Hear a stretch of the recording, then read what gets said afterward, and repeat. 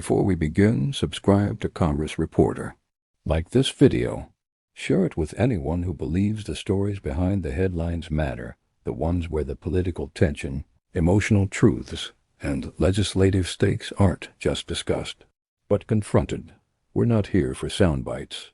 We're here for the full story. Because every hearing has one, and this one speaks to the soul of a nation still searching for justice. Asterisk, it started with a warning disguised as a procedural statement. Asterisk A. Republican representative stood before the chamber, his tone flat but deliberate. This wasn't passion. It was precision. And with a few words he delivered a familiar, polarizing indictment. Asterisk. This isn't just a slogan, he said. This is a policy. Asterisk. He was talking about the phrase that had become political dynamite since 2020 defund the police. According to him, the Democratic Party hadn't just flirted with the idea, they had implemented it. Not rhetorically, not symbolically, but materially. Over 20 cities, he said, had enacted budget changes that removed a staggering $1.7 billion from police departments across the country. Asterisk, he didn't name them all. He didn't have to. His message was clear. This wasn't a fringe movement. It was mainstream. In his words, it was orchestrated, deliberate, calculated.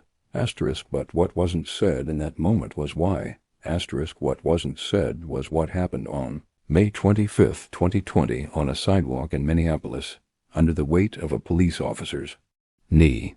What wasn't said was that the phrase defund the police didn't come from Capitol Hill. It came from America's streets, from marshes, from vigils, from broken hearts and broken trust. But that wasn't part of the representative's testimony. Instead, he turned to Republican efforts for reform. Senator Tim Scott, Representative Pete Stauber. Stauber, he reminded the room, had worn the badge himself. A former police officer. A man who, in the representative's telling, brought first-hand experience to the negotiation table. He spoke of bipartisan offers, reforms proposed in good faith, and then he pivoted. They refused, he said. They shut the door. The "they" was the Democratic majority. The amendments Republicans offered, he claimed, were dismissed. Not debated, not compromised, just denied. The result? A partisan bill, framed under the banner of police reform, but in his view, written as a political weapon. So he issued his call, straightforward, uncompromising. We urge a no vote, he said. And then, just as quickly, his time was up. But the hearing wasn't over. Not by a long shot. Asterisk, because when the mic passed to Representative Maxine Waters, the entire tone of the room shifted. Asterisk, Waters didn't approach the podium with statistics first. She didn't begin with process. She began with pain. Asterisk, she began with the name George Floyd. Asterisk, she began with the breath that never returned. With a video that shook the world. With the protest chants that crossed oceans. Asterisk, then she began with a number. 149. Asterisk, that was how many black men, she said, had been killed by police since George Floyd's death. She said it slowly. Let the weight of it settle. Let the chamber feel. The echo of those names not listed, but implied. Names buried beneath bureaucracy and blue tape and broken body cameras. And then she turned to the bill. She didn't present it as radical. She presented it as overdue. Ban chokeholds. Establish a national registry for police misconduct, end qualified immunity. These weren't theoretical reforms. These were direct answers to direct abuses. Each provision born from a tragedy.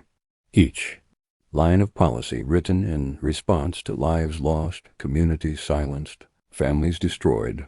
Asterisk, this wasn't about vilifying every officer, she said.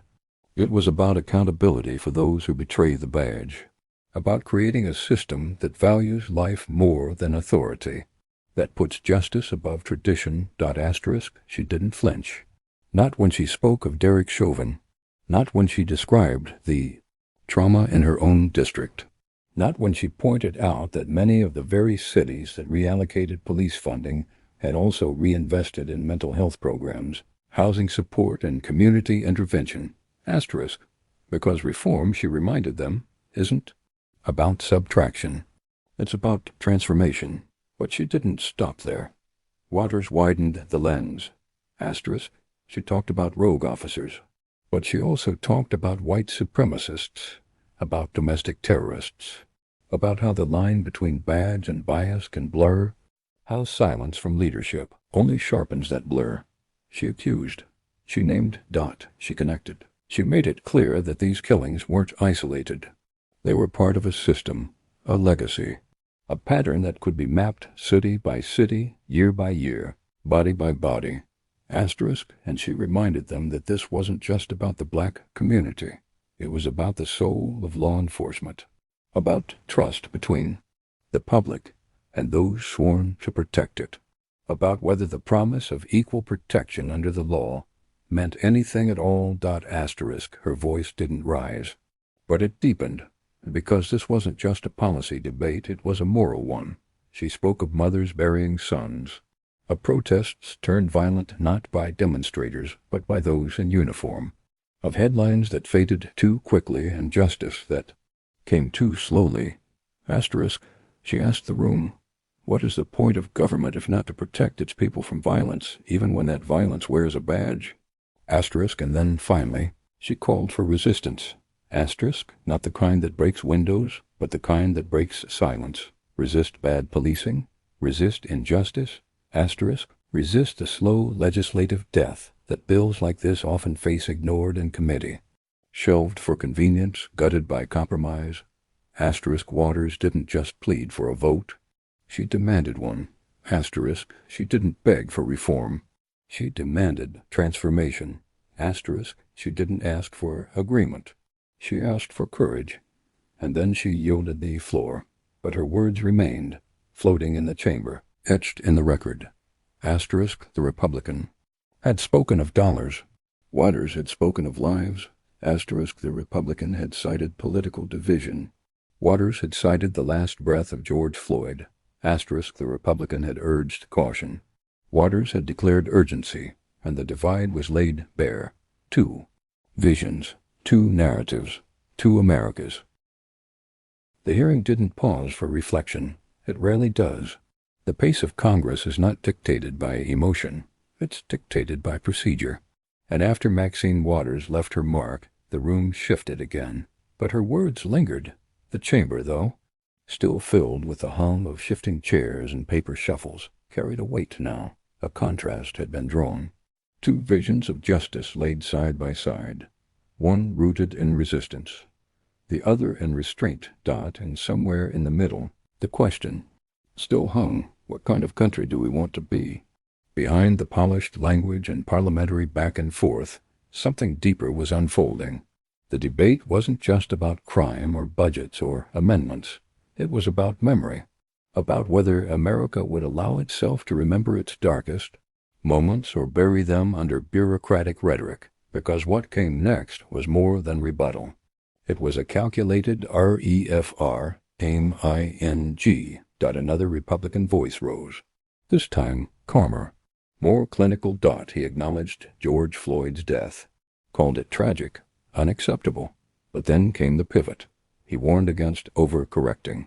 He talked about police morale, officer shortages, recruitment struggles in cities where funding had been cut. He mentioned crime rates in passing, not as a statistic to interrogate, but as a shadow to cast. He didn't say Black Lives Matter. He didn't say qualified immunity. He said balance. And in that word balance was buried the old hesitation, the desire to move, but not too fast. To reform, but not too deeply. To change, but only at a pace that wouldn't discomfort the powerful. That was the posture Waters had. Spoken of resistance. This voice spoke of reassurance. And it was clear the battle wasn't just legislative. It was cultural, philosophical, a war of narratives where one side cried out for change and the other whispered, not yet. The bill in question was the George Floyd Justice in Policing Act, but the question underneath was much older. Who gets to feel safe in America? For the families of those lost, safety meant accountability. It meant officers knowing that their badge was not a shield from consequence, that the law applied equally, even behind the wheel of a squad car. For others, safety meant protecting police from what they saw as demonization, from being judged by the worst among them, from laws written in outrage rather than reason. And between those two definitions, there was no easy bridge. As the hearing unfolded, story after story emerged. One Democrat spoke about a teenager in his district shot during a routine traffic stop. Another cited a local department that had successfully integrated community officers, mental health responders, and nonviolent de-escalation strategies, only to lose funding the next fiscal year. Republican brought up a police officer ambushed on duty. A reminder, he said, of how dangerous the job could be. The examples kept coming. Lives, losses, legacies, but always they returned to the same tension. What is justice? Is it accountability? Or is it protection? Is it systemic change? Or institutional defense? The chamber offered no consensus, but one thing was clear. The George Floyd Act had become a symbol. To some, it was a line in the sand, a sign that America was finally willing to reckon with its original sin, its treatment of black bodies under state power. To others, it was an overreach, a reaction to a tragedy, yes, but one that they feared would weaken the very institutions meant to keep order, and hovering over it all was the ghost of George Floyd, his face, his last breath, his voice saying, "I can't breathe." It haunted the hearing in ways that no one dared articulate, because it wasn't just about him anymore. It was about a pattern, a history, a country that has too often waited for the next name before doing anything at all. Waters had asked the chamber to act, but the chamber was still divided. One side counting dollars, the other counting dead. It wasn't just a legislative divide, it was a moral one. And yet, for all the passion, the outcome was still uncertain. Would the bill pass? Would it stall? Would the country once again march forward in protest only to crawl in policy? As the hearing rolled on, procedural motions were made, amendments proposed, revisions suggested, language soft. But nothing softened the memory of that video. Of George Floyd, of the knee, of the silence, and of the people who watched and said, "This has to stop." For Representative Waters, that moment was the call. For others in the room, it was an inconvenience to be navigated. And for those watching at home, it was a question with no easy answer, because the truth is, Congress doesn't just debate bills. It debates who matters. And how much. And for how long. And in that hearing room, on that day, the answer still wasn't clear, but the questions had never been louder, and the stakes had never been higher. The hearing room, for all its polished formality and cold institutional rhythm, had become a battleground of perception. The chamber chairs might have been arranged in polite symmetry, but the dialogue unfolding was jagged, each side cutting through the other's narrative with precision, with control, and with the kind of emotional undertone that couldn't be masked by professional composure. After Waters had spoken, and after Republicans countered with what they called realism and restraint, a moment of tension hung over the room. Not shouted, not acknowledged, but felt.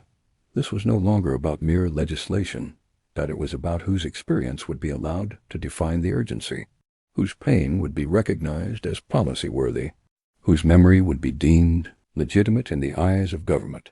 One side kept returning to the numbers. $1.7 billion slashed from police departments, 20 cities, timelines, budgets. The other side brought names, breath, trauma. George Floyd, 149 black men dead since that day. Breonna Taylor, Stephen Clark, Freddie Gray, people whose names weren't just headlines, they were proof. The divide wasn't in how each side viewed police. It was in how they defined justice. One Republican representative took the mic again. His tone was steady, even polite, but his message was firm. America could not afford to demonize law enforcement. Not now. Not when crime, he claimed, was rising in major cities. Not when officers were retiring in record numbers. Not when departments struggled to fill academy seats. He gestured to the bill on the table, the George Floyd Justice and Policing Act. He said might have noble intentions, but it would undermine law enforcement. It sends the wrong message, he said.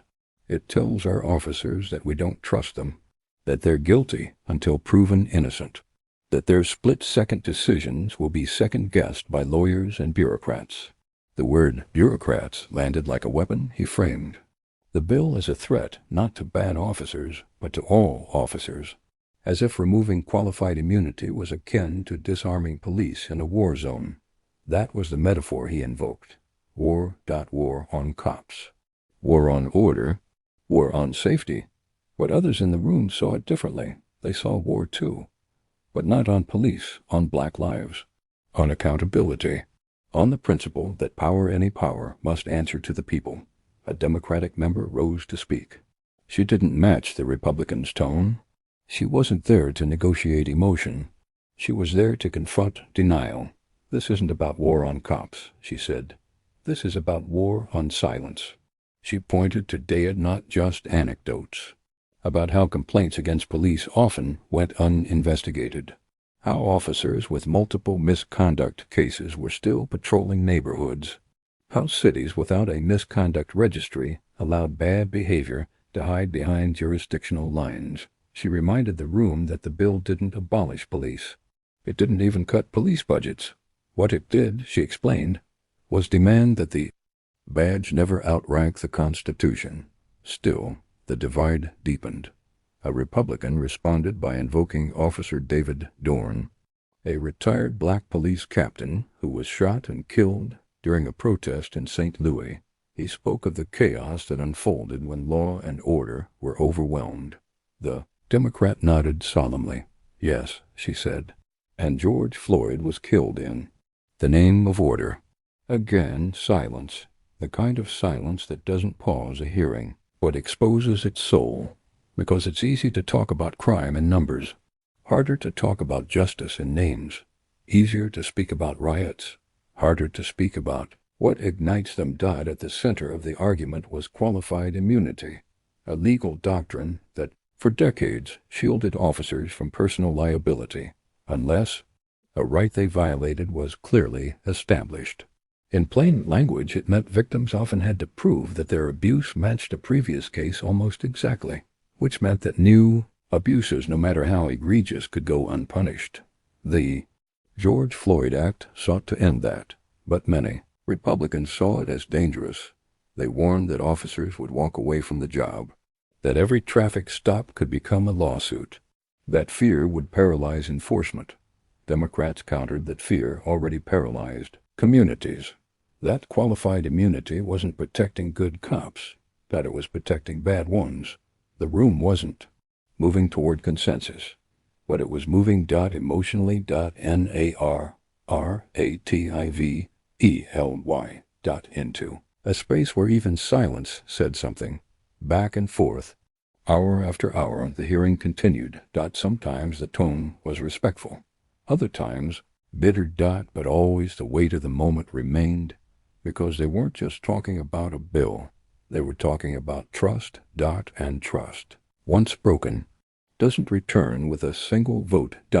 It requires reckoning, real reckoning, and that's what Waters had tried to spark. Not compromise, not comfort, but confrontation. At one point, a member asked if anyone truly believed the bill would pass the Senate. Most did not. The votes weren't there. Filibuster rules stood in the way, and even some centrist Democrats were reportedly wavering. But that, said Waters in her final response, wasn't the point. This isn't just about passing a bill, she said. It's about making a choice between convenience and courage, between slogans and substance. Between words and will. She looked around the chamber, her voice even. I want to know, she said, who's ready to make that choice? The choice, as Maxine Waters had laid it bare, was not just about law, it was about memory. It was about who this country remembers, who it forgets, and who it allows to fall between those cracks. The George Floyd Justice and Policing Act may have been the headline, but beneath it, The hearing had become something deeper, a referendum on moral clarity. The debate, however, had not ended. Another Republican took his turn, threading his opening with admiration for law enforcement and reminders of the dangers police face daily. His tone was softer than his colleagues, but his skepticism toward the bill was no less severe. He returned again to the idea of balance, a word used so often in the hearing that it began to feel like a shield. Balance, he said, is the essence of public safety. Balance between liberty and law, between justice and order, between reform and respect, that he warned of unintended consequences. Laws, he said, once passed, do not adjust themselves to the world, they shape it. And he feared that in the name of justice this bill would introduce hesitation into the minds of officers in moments where hesitation could mean death. That's when another Democrat interjected. "We all fear hesitation," she said. "But not nearly as much as we fear the bullets that don't hesitate at all." It wasn't a rebuke, it was a reminder of Tamir Rice, 12 years old, shot within seconds, no hesitation, no accountability, and in that moment the concept of hesitation took on a new meaning. For one side, it was a fear. For the other, a privilege rarely afforded. Another witness was called a policy expert from a non-profit watchdog organization. She was asked directly about the bill's potential impact on officer morale. She answered plainly, "Morale is important," she said, "but so is the morale of the people being policed. We cannot base our justice system on what makes power feel comfortable. We must base it on what makes the powerless feel safe." Some shifted uncomfortably in their seats, others nodded, because this wasn't abstract.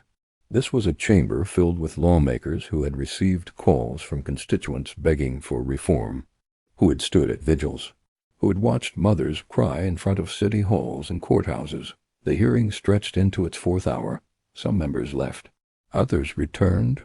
A few dozed behind their glasses, but the tension never left, because underneath the procedural formalities, the truth had been spoken too often to ignore, that the system, as it stood, protected those with power and exposed those without it, that in too many neighborhoods the siren doesn't signal safety, it signals fear, and that until Congress did something real, the next George Floyd wasn't a question of if, but when, as members debated whether qualified immunity would truly change outcomes.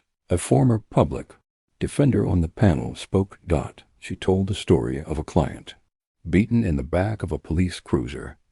No body cam, no witness, just bruises and silence. They filed a complaint.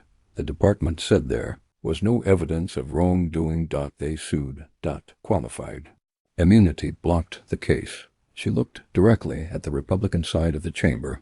"What justice did he get?" she asked. Silence. "What lesson did the officer learn?" Still silence.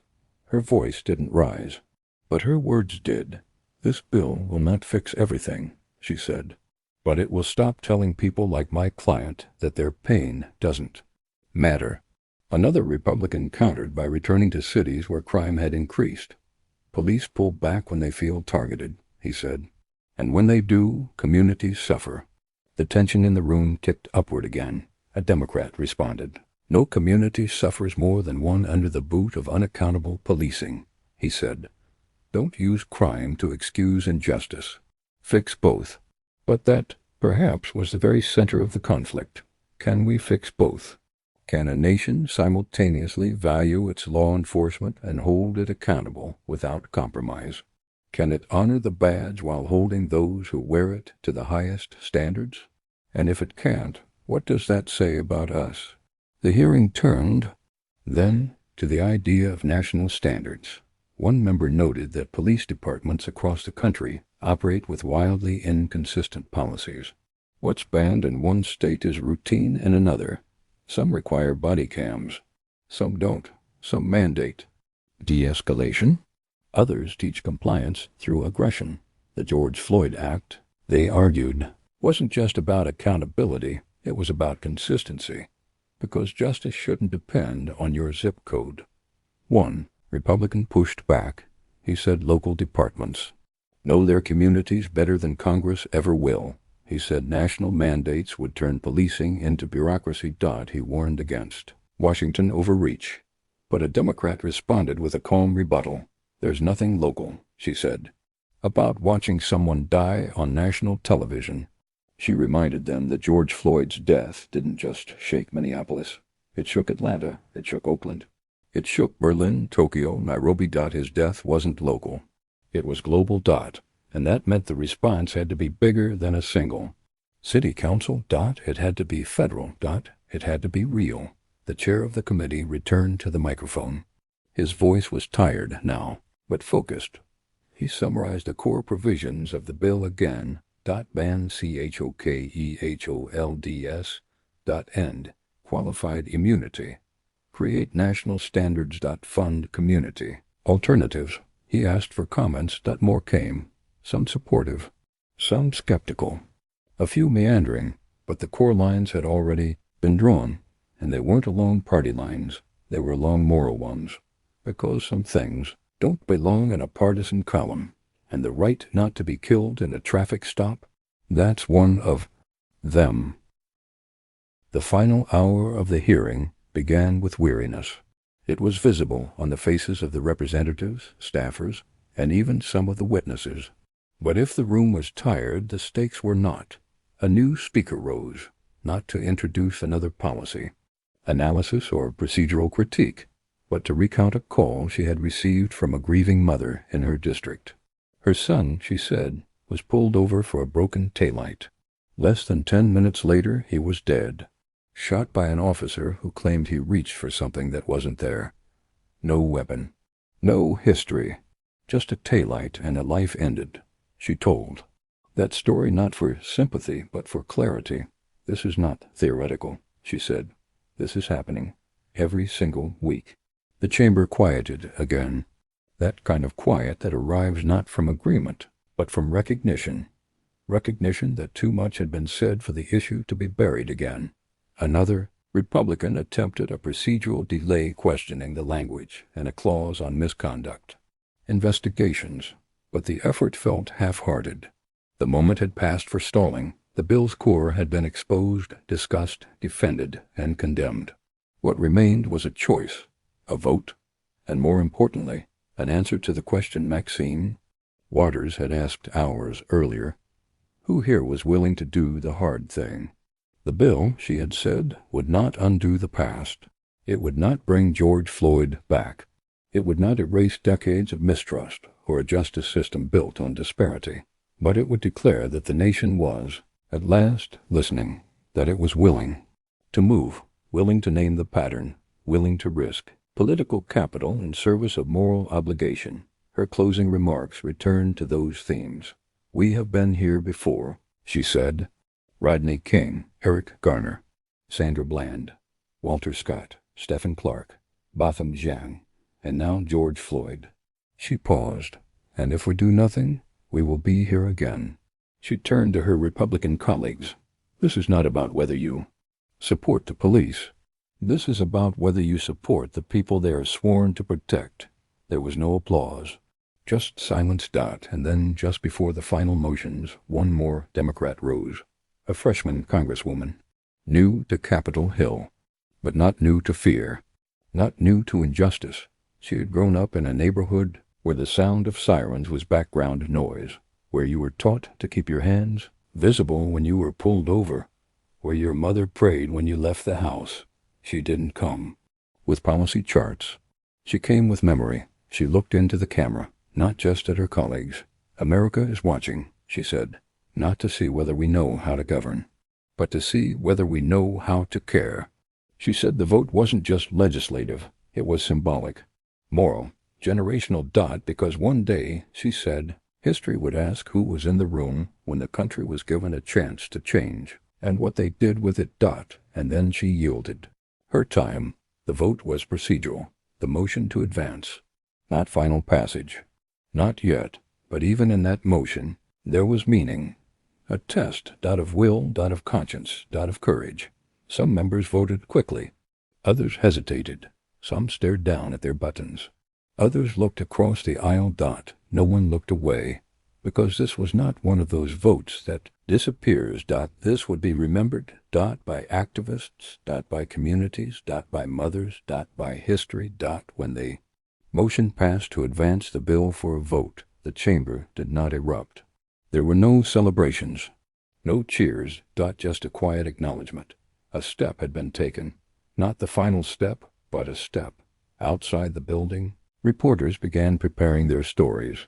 Inside the hearing room, Maxine Waters gathered her papers.